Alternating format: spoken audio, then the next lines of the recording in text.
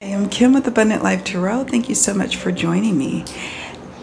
Are you a professional reader? Maybe you've just started out and you have come across someone who you feel is withholding information from you during a reading, or maybe you have a fear of encountering someone who may test you or challenge you as you're trying to deliver a reading. If so, stay tuned. I've got some discussion points and tips to help you on your professional tarot reading journey.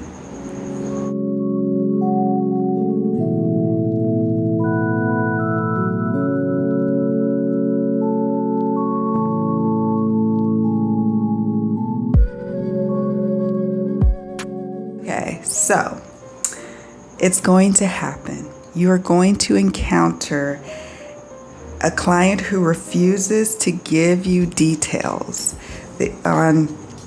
or they may even outright lie. They may even just tell a full-faced lie about their situation when they are seeking out a professional reading from you. I don't really see this phenomenon in like free readings, although it can happen there where some, like if you're doing reading exchanges with folks in like social media, Facebook groups, it could happen there. But where I primarily see this phenomenon happening is on hotlines. And I adore hotlines. I adore working on them. I have fantastic repeat clients there. However, it does also happen where you may encounter someone new who wants to get a reading from you, and you feel like there's a block, or you're questioning like what's coming up intuitively, and it's all gobbledygook. You can't really quite interpret what's going on. The cards don't make sense, and they're not really telling you much of information to help clarify what's coming up in the reading. Or they may, you may ask a clarifying question and they're really tight-lipped. So we're going to talk about that today. If you notice me looking down, it's because I have notes that I'll be referring to. Where do I normally see the types of readings where this really happens a lot? You probably have guessed it. It is love readings.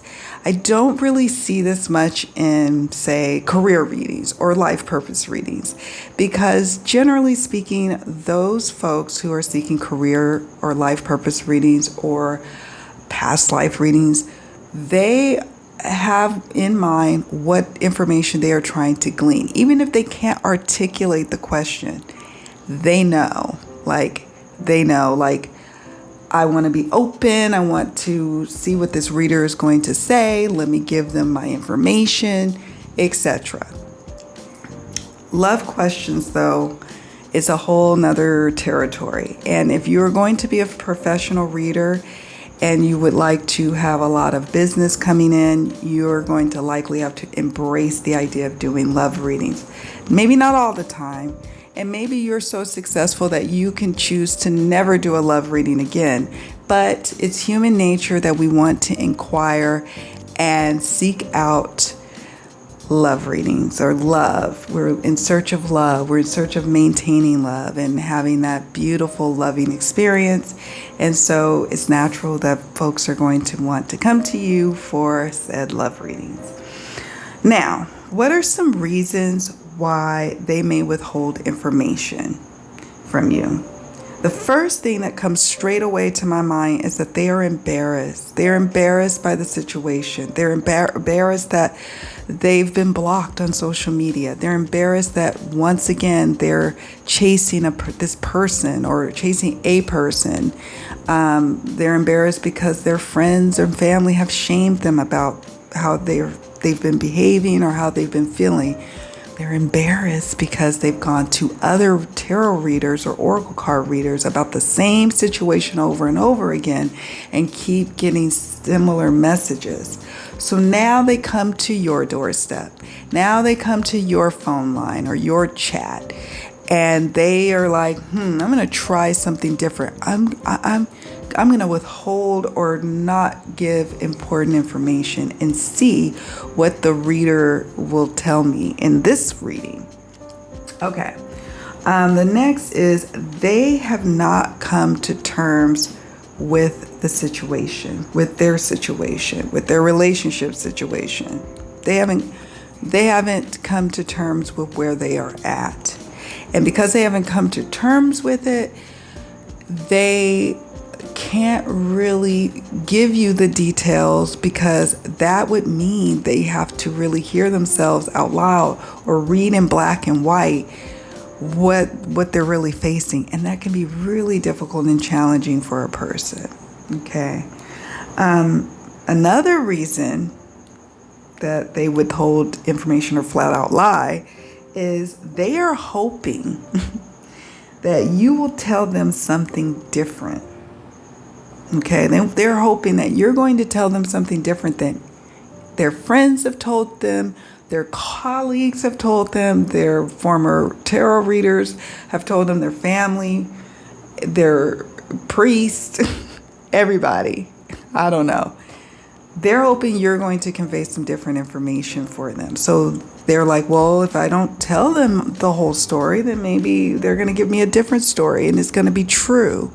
And I, and if it doesn't come out the way that this new reader I'm going to is saying it is, then I'll lash out by giving a bad review, or I'll lash out and come back to them and say you were wrong, when in fact they have withheld vital information or lied. So yeah. And finally, some reasons that they may withhold, or this last reason, there could be many, but these are the main ones that I see. The last one I'm thinking of is they want to test your abilities. And I touched on that earlier. They want to see how good you are. Can you pick up on the fact that they've been blocked on 3 social media platforms by a person? They want to see if you're going to give them a deep, profound reading around their situation, and it's going to illuminate some things that they didn't see or other readers didn't see. So those are some reasons that they withhold information. Let's talk about ways to know that it's going down the path of you are being tested, or the client or querent is withholding information, or being elusive, or being dishonest. Here are some ways to know that that's what's happening. Okay. First, you just get a feeling that they're being really tight-lipped. Let's say you're doing a Zoom call, or you are doing a live session through the hotline platform, or you're on a phone call, and they're just really tight-lipped, and just almost like aloof and elusive. Not really, it's like you wouldn't expect that from somebody who's paying you for a reading, but it does happen from time to time. Now, could it be that they're feeling shy right now? Of course, they could totally be feeling shy, nervous. Maybe this is their first time getting a reading, maybe. But this might be a clue it's going down that path. Number 2, some querents and clients might even get a bit combative. They might even, as you are trying to gain a little bit of insight, so you ask a clarifying question, they are like, no, I'm not answering that. I don't want to answer that. Here's what it is. And then they give you a lie, or they give you some other bit of information that does not seem really helpful to their situation. Or something like, oh, I saw him, like someone else's post, and I'm wondering if they're interested in that person. And it's like, wait a minute. What's going on with you two? Why are you worried about over here with this person liking or hitting a heart button over here? What's going on? So the next way to know it's going down this path, and I've just already touched on it, and they kind of go hand in hand, is when you ask a clarifying question, they respond with, don't you know this already? Aren't you psychic? Well, I can be psychic. I can be really gifted at reading cards, but if you are asking one thing and I'm picking up on something else energetically, or I'm looking at the cards, is it me or is it a you thing? You know. In chat readings, here's another one. In chat readings, they give scant details and no elaboration, like none to be found. Like you're like, okay, this is interesting. You gave me your name, maybe their name, and that's it. Which, you could probably do some things with that for a reading. But usually on hotlines, or even for your private client readings, time is money and money is time. And that's not just for us, that's for them. So it's like, wouldn't it behoove you, dear client, to provide just some basic details about what it is you're seeking about you and John? I don't know. Let's see. Another way to know it's going down that path is you can intuitively feel. I'm looking at myself in the viewfinder because I'm like, it's really hot today and the lights are beaming on me and I'm sweating. So my apologies. You can intuitively feel an energetic like wall that's up. You could just feel it. It's not even just that they're being elusive, because sometimes I have many a client who are quiet and a little tight-lipped, but their energy feels open. And if you ask a clarifying question, they might even apologize and say, oh my gosh, I didn't give you that detail. Here you go. But there's an energetic, intuitive wall up, and those who have encountered that know exactly what I'm talking about. All right. The next way to know it's going down that path is the cards or your intuition isn't making any sense to what is being asked in the reading. Like it's not making any sense. So let's say they ask the question. Let's say they ask, I'm trying to think of something. When are they coming? When is he coming back?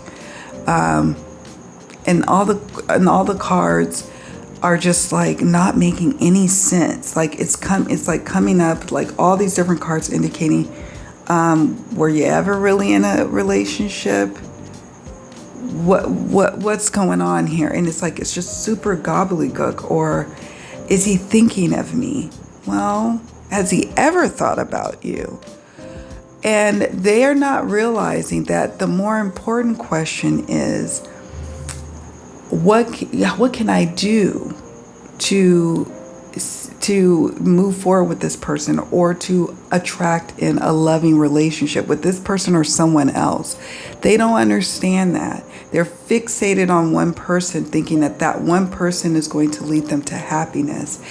And in the end, it's like, that when you're hanging your hat on one person and that one person ain't even really thinking about you, or even worse, they've blocked you.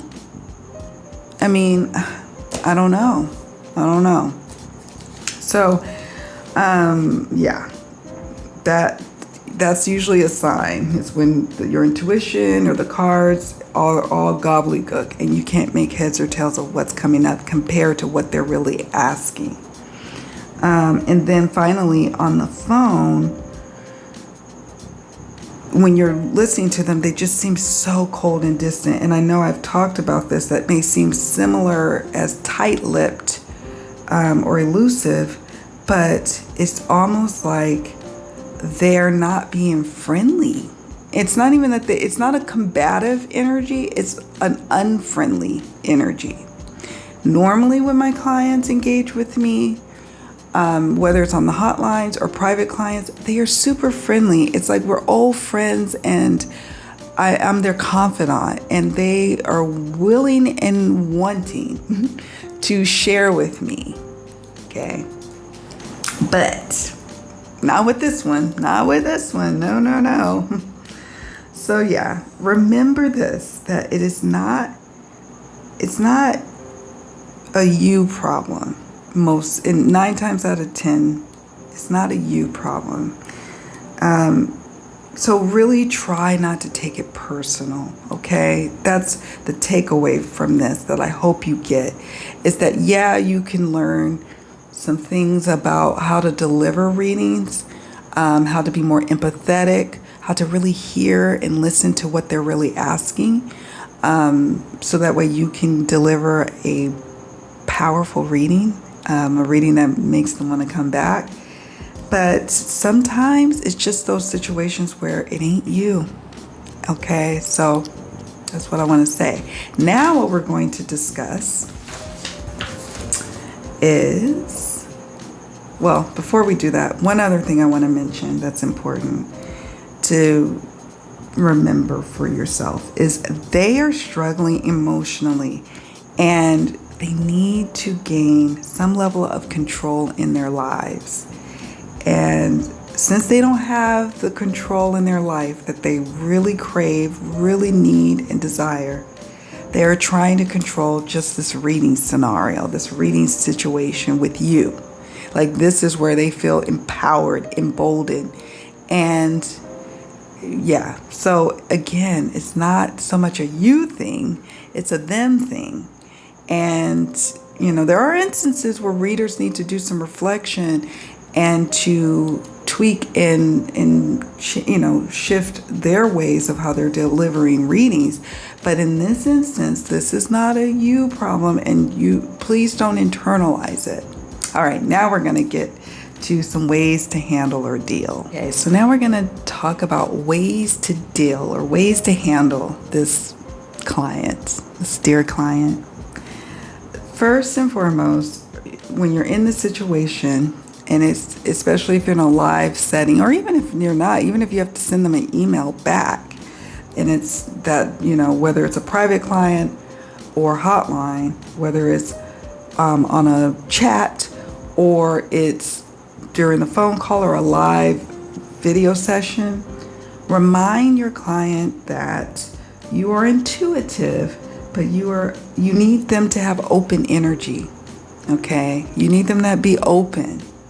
And to open up and have them just even envision themselves just opening up like how a rose starts to open up. That's what they need to envision themselves doing. Like, give them that visualization to focus on. Okay, and to remind them that we're talented readers. We are maybe even psychic. Maybe we have mediumship skills.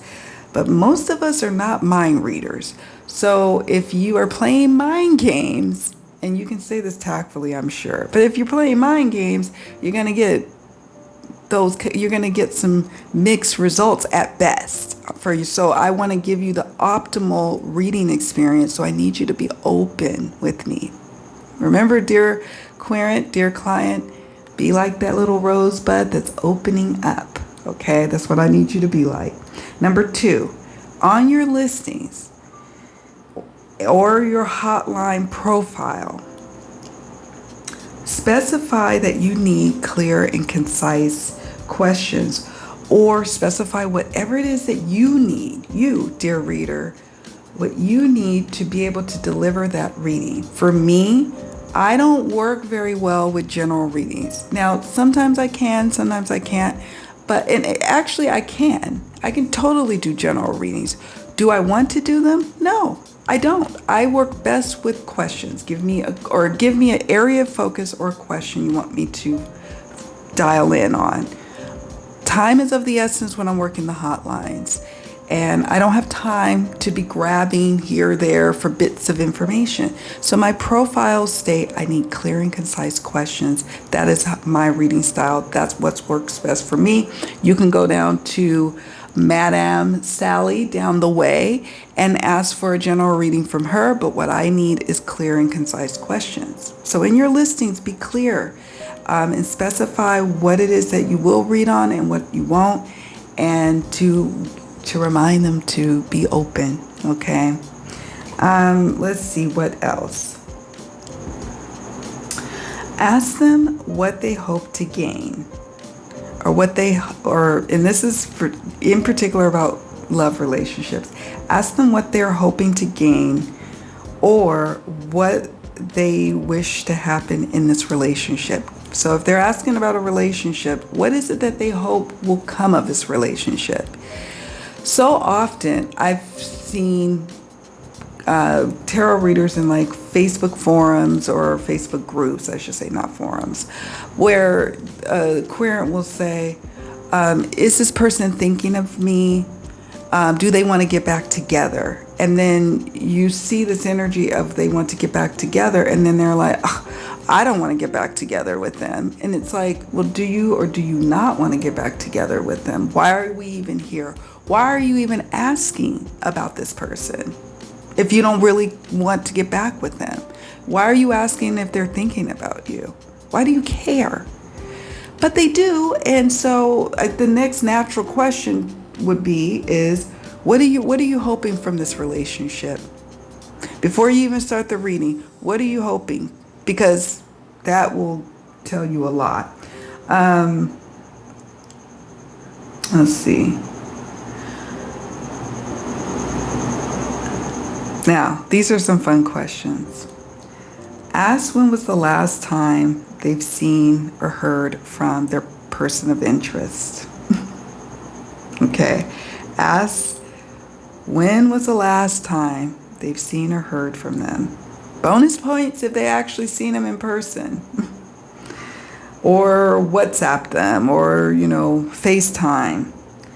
Another question to ask is, what was the nature of the relationship? Are you pining over your college professor who would never dream of engaging in a relationship with you? Or is this a long-term relationship, like an intimate romantic relationship you've had for 5 years?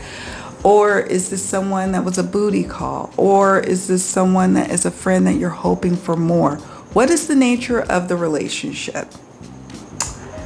And if you're dealing with a private client and you're not comfortable asking that or getting that information, do a pre-reading on them. Or if you have time, like sometimes certain hotlines will be where they just send in a request. The client will send in a request.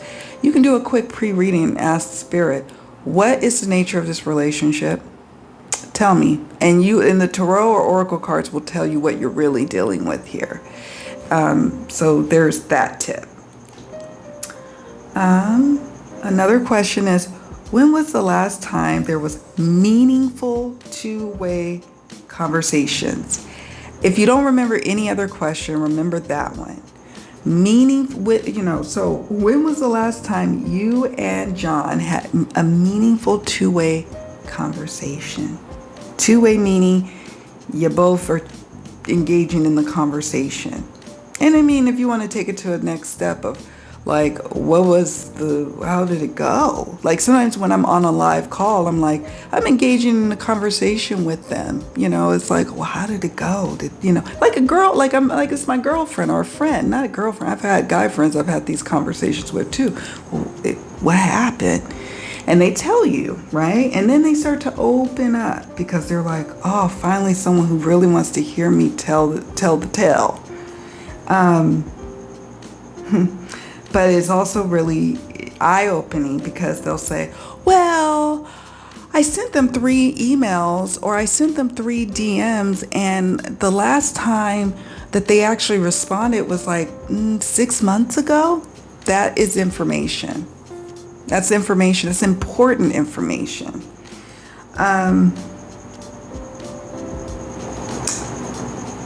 Another question you could ask is, when was the last time you, dear client, and your person of interest engaged together on social media? Like together. And that's similar to the other question I asked. But sometimes relationships are born and die on social media. So sometimes they may not have had a phone call. Maybe it was strictly just social media exchanges. Maybe the John had reached out because they liked Cindy's beautiful profile. And then he goes radio silent when she finally starts to take interest in him. So maybe it's something along those lines. So when was the last time you all engaged in social media together? When was the last time they left a comment on one of your posts? These are the kind of little probing questions you can ask without sounding like you're just like, oh, I'm just trying to dig and fish. But really, honestly, you are simply trying to enhance their reading experience. Okay, and finally, the last question is, how long have they been together or been apart? This is also another question that kind of stumps them, or kind of like says, oh, wait a minute. Because it's like, that would be confession time, right? So you say, wow, I'm getting a feeling that you really care about this person. How long have you guys been together? Oh, well, we were never together. Okay. How long have you guys been apart? Well, we never really had a relationship. Oh, okay. So what's the nature of the relationship then? And what do you hope to gain from this relationship? You see? And see, this is me busting out my old interviewing skills when I used to investigate accidents. These are because I dealt with a lot of elusive people in my lifetime. In my lifetime, I've dealt with a lot of tight-lipped folk who don't want to say something, but your girl's going to get to the bottom of things to help you. It's not about me, it's to help you. Okay, so final thoughts about these questions is these questions may seem like an empathetic type of small talk that you're making, and in truth they are. You're building rapport. You're building rapport with your client. However, you are also helping to extract, to gain vital information the querent may be withholding or just flat out lying about, and it will save the reading time and time again. They'll fall in love with you in most instances. And worst comes to worst, if you catch them in not telling the whole story, and let's say on a certain hotline they leave a bad review, you will have the information to take to support to say, hey, I need you to take a look at this and see about this review, because I did everything I could with this. You can see here, you can listen to the call, you can watch the video I uploaded, you can see the chat, and you see what happened here. The truth came out, and now they've left me a bad review. So there you have it, folks. Those are some of my tips for dealing with that cat and mouse game that you may from time to time encounter. Another important tip before you even start readings for your day. I do readings now all the time professionally. And before I sit down to do readings, I set the intention of being able to be a light and to be helpful and to attract in clients who really want to work with me and are open and ready to share with me and ready to receive the downloads the Spirit is wanting to convey to them. And I always say there's no question, big or small, nothing too trivial or too complex. If they're coming to me, that's because they were divinely led to me. So you set those intentions as well. So I hope this was super helpful. This was actually designed, this video I've created right here, right now, was designed as a part of my professional mentorship program that I do through Ko-fi. Ko-fi, links in the description box. I work with my members one-on-one, and we also collectively get together once or twice a month, usually twice a month, in addition to their one-on-ones. And we are working to be powerhouse gifted readers. And this was born from wanting to support their journey. So if you want more content like this, come on over to Ko-fi and check out what I have to offer, okay? Because I'm not going to be shy. I'm not going to withhold information. I want to make sure that the industry that we are working in is superb. That we change one reader, one psychic, one medium at a time. We change the perception of what they think about us. And I want to be a part of that change. And I want to support you on your professional reading journey. So check it out. I usually publish these type of videos over there exclusively. I don't usually put them here on the channel, but I was called intuitively to at some point put this on the channel. So check it out, because I won't always give these little nuggets of information out to the public, but I want to also share when I'm called to share to the greater folks of our tarot world. Okay, you all, that's it. That's all. Thank you so much for joining me. Let me know your thoughts in the comments section. Do you have any questions? Put them down in the comments. I want to hear from you. I always love seeing the conversations that are exchanged between my viewers and subscribers. So keep it going there. And please do me a favor, hit the like button. And if you haven't already done so, subscribe, because I want to be able to give you more of this kind of content. Take good care. Mwah. Bye for now.